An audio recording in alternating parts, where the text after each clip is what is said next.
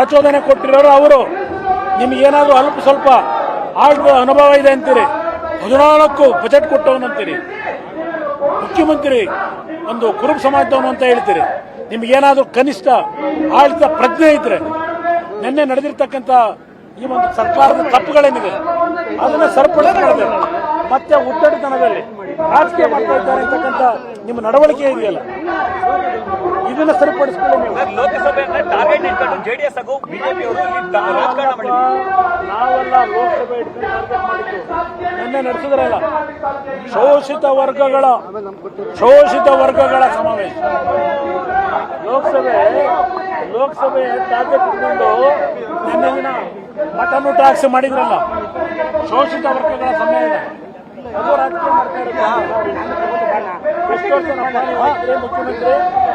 5 ವರ್ಷ ಒಂದು full term, ಈಗಾಗಲೇ 1 ವರ್ಷ. ಹಿಂದೆ ಡೆಪ್ಟಿ ಸಿಎಂ ಎಷ್ಟು ವರ್ಷ ವಿರೋಧ ಪಕ್ಷ ನಾಯಕರು. ಶೋಷಿತ ವರ್ಗಗಳ ರಕ್ಷಣೆ ಕೊಟ್ಟು ಅವರ ಬದುಕನ್ನು ಸರಿಪಡಿಸಲಿಕ್ಕೆ ಮಾಡಬೇಡ ಅಂತ ಹೇಳಿದವರು ಯಾರು? 14 ಬಜೆಟ್ ಕೊಟ್ಟಿಂದ ನೆನ್ನೆ ಭಾಷಣ ಮಾಡಿದ್ರು.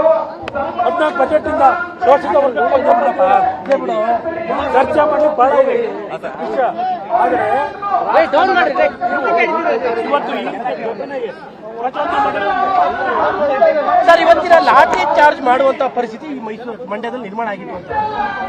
ಇವತ್ತು ನಿನ್ನೆ ದಿನ ಒಂದು ಲಾಠಿ ಚಾರ್ಜ್ ಆಯ್ತು, ಇವತ್ತು ಇನ್ನೊಂದು ಲಾಠಿ ಚಾರ್ಜ್ ಮಾಡಿ ಕೆಲವರು ಕಣ್ಣು ಗುಡ್ಡೆ ಹೋಗಿದೆ.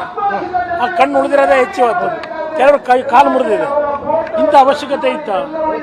ಸಾರ್ವಜನಿಕ ಆಸ್ತಿಗೆ ನಷ್ಟ ಆದ್ರೆ ಲಾಠಿ ಚಾರ್ಜ್ ಮಾಡೋದು ನಾವು ನೋಡಿದೀವಿ. ಹೌದು, ಆದ್ರೆ ಫ್ಲೆಕ್ಸಿಂಗ್ ಸಾರ್ವಜನಿಕ ಆಸ್ತಿ ಆಗ್ಬಿಡುತ್ತೆ. ಈಗ ನಾನು ಅದನ್ನೇ ಕೇಳೋದು, ನಿಮ್ಮ ಕೋರ್ಟ್ನ ಆದೇಶದ ಮೇಲೆ ಫ್ಲೆಕ್ಸ್ ಗಳನ್ನ ಹಾಕಕ್ಕೆ ಅನುಮತಿ ಬೇಕು ಅಲ್ವೇ?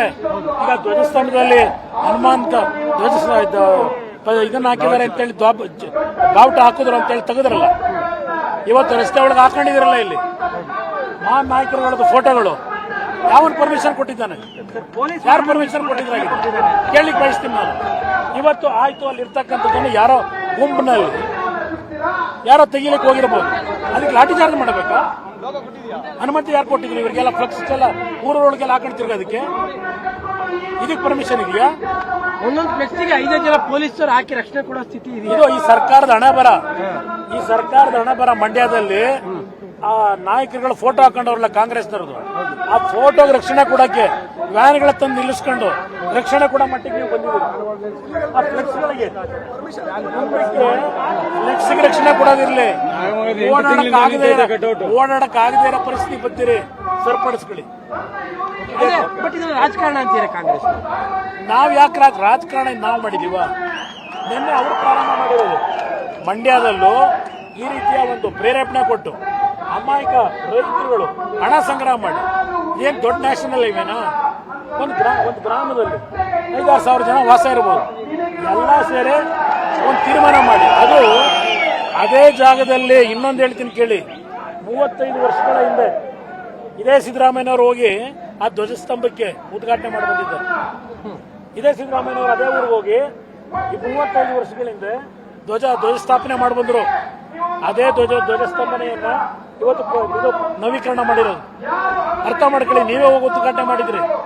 ಆ ಊರಿನ ರೈತ ಬಾಂಧವರು, ಆ ಊರಿನ ನಾಗರಿಕರು, ಅವರು ಯಾವೊಂದು ಭಾವನೆ ಇಟ್ಕೊಂಡಿದ್ದಾರೆ, ಆ ಭಾವನೆ ಆಧಾರದ ಮೇಲೆ ಊರಿನಲ್ಲಿ ತೀರ್ಮಾನ ತೆಗೆದುಕೊಂಡಂತದ್ದೇನಿದೆ, ಅದನ್ನ ಇವತ್ತು ನೀವು ಯಾವುದೋ ಬೇರೆ ಬೇರೆ ಕ್ಷುಲ್ಲಕ ಕಾರಣಗಳಿಗೆ ಈ ವಾತಾವರಣ ನಿರ್ಮಾಣ ಮಾಡಿ ಅಂತ ನಾವ್ ಹೇಳಿದ್ವಿ.